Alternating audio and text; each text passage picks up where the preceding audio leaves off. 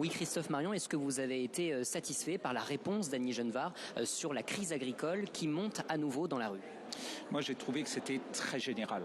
Rien sur la LOA, rien sur les mesures d'urgence.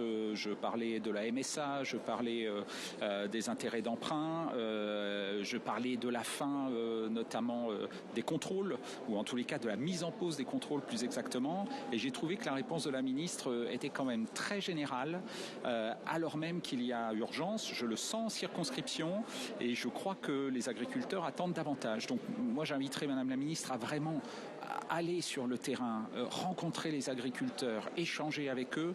Je crois qu'aujourd'hui, c'est vraiment une priorité, peut-être pour qu'elles prennent encore plus conscience de l'état de désespérance dans lequel se trouve aujourd'hui le monde agricole. Mais justement, les syndicats majoritaires, dont la FNSEA, appellent à une mobilisation à nouveau à partir de mi-novembre. Vous êtes un député du camp présidentiel. Qu'est-ce que ça veut dire ? Ça veut dire que vous n'avez pas été suffisamment présent, vous n'avez pas suffisamment répondu aux préoccupations des agriculteurs l'année dernière ? Moi, quand je rencontre les syndicats agricoles, alors évidemment, ils ne sont pas tous d'accord avec ce constat, mais ils trouvent que des efforts ont été faits et que notamment le Premier ministre Attal, le ministre Marc Fesneau ont mis en place un certain nombre de dispositifs avec les préfets et que les choses ont été dans le bon sens.